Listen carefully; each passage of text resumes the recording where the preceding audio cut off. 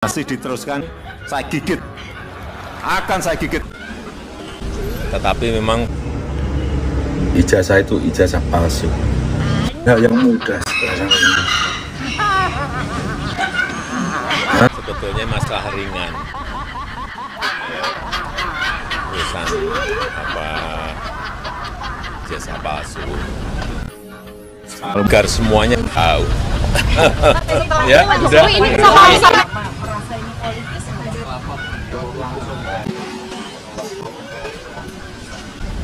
Ya dulu kan masih menjabat. Saya pikir sudah selesai. Ternyata masih. Pokoknya merasa ini politis nggak Pak? Tudingan soal ijazah palsu kan sudah lama. Bapak tadi memperlihatkan ijazahnya ya Pak? Tadi memperlihatkan ijazah asli. Nanti tanyakan detail kepada tim kuasa hukum. Ya. Ini gratis ya. Ini minuman gratis. Kita coba ya.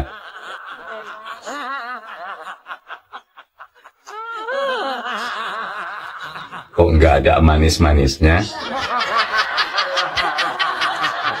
Kok rasanya aneh ya?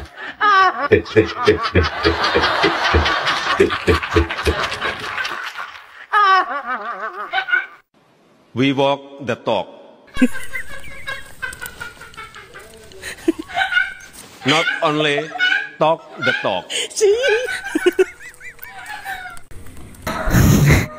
Saya kira sangat luar biasa apa yang menjadi aksi-aksi netizen, baik itu parodinya maupun sindirannya melalui komentar, sangat-sangat menghibur. Selain menghibur, mampu membuat termul kepanasan. Nah, inilah kehebatan netizen di tengah-tengah kebobrokan kepemimpinan negeri ini. Masih saja sempat untuk menghibur kita semua. Nah, sahabat-sahabat, saya kira baiknya kita lanjut dulu bagaimana aksi-aksi netizen selanjutnya, baik itu parodinya maupun komentar-komentar lucunya atau sindirannya terhadap Pak Mulyono.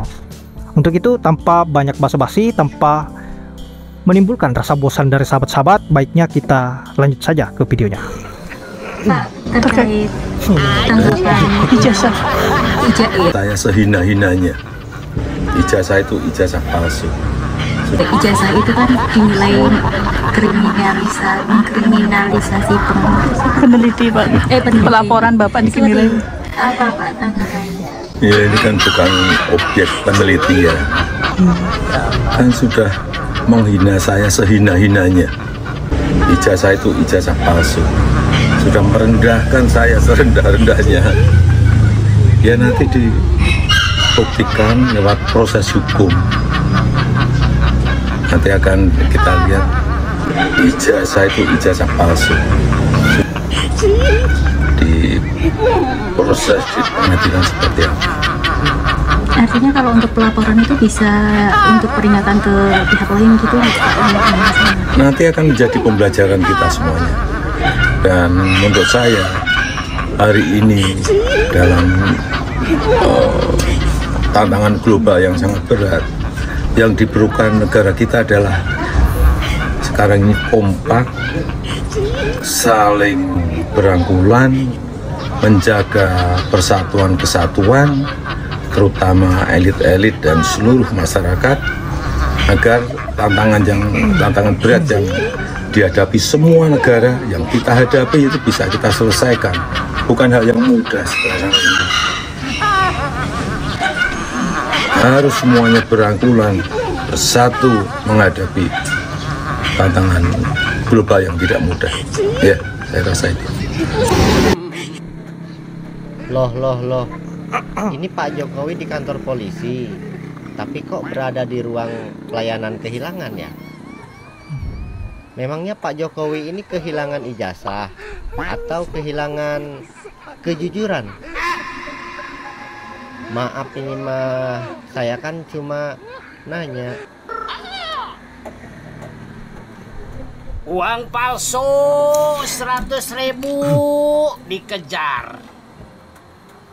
Plat nomor palsu dikejar. Giliran ijazah palsu 10 tahun malah dikawal. Yang awalnya siapa? Preman lagi. Preman bayaran emang. Tuh yang lagi pada bingung kan, ijazahnya Pak Jokowi asli apa palsu. Nah, gampang banget dah gua. Iya, gampang. Caranya tahu kan? Caranya amati omongan. Kalau dia bilang A, berarti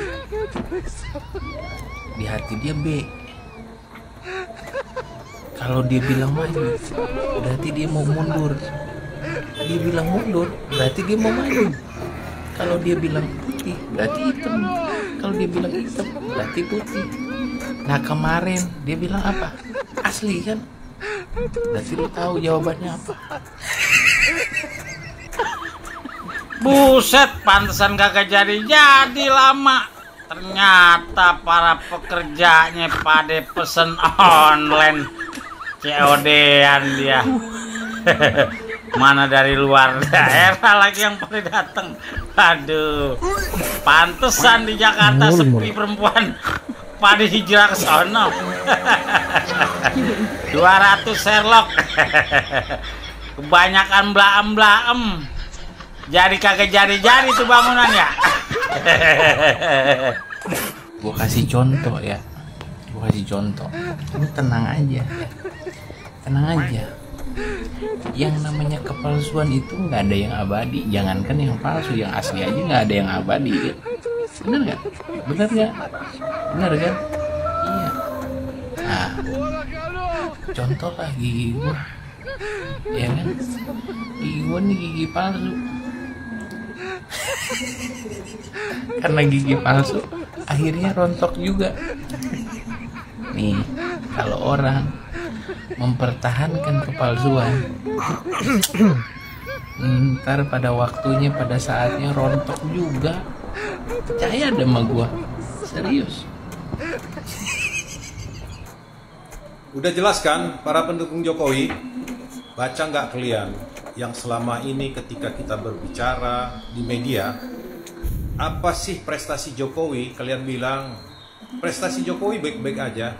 Kalian baca itu World Bank, 171,9 juta rakyat Indonesia itu adalah orang miskin. Artinya setara 61% lebih. Artinya apa?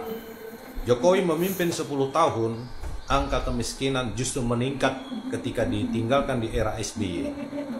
Salah satu alasannya apa? Karena apa? Peredaran uang dengan hutang yang begitu tinggi. Ternyata Jokowi ketika jadi presiden, dia telah gagal menengangkan taraf hidup, malah menambah angka kemiskinan.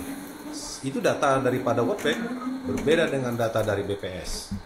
Nah, tapi kalian pendukung Jokowi mengatakan Jokowi membangun Indonesia telah berhasil banyak pembangunan. Apa buktinya? Bagi masyarakat adalah angka kemiskinan harusnya rendah, taraf hidup harusnya naik.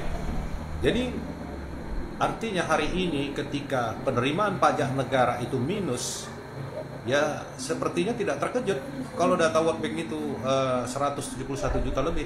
Karena memang apa? Kalau orang miskin berarti daya belinya lemah. Indonesia atau negara tidak berhasil menghimpun pajak. Biar kalian tahu pendukung Jokowi. Being responsible means respecting international laws and principle of the UN Charter consistently. Being responsible means creating win-win, not zero-sum situations.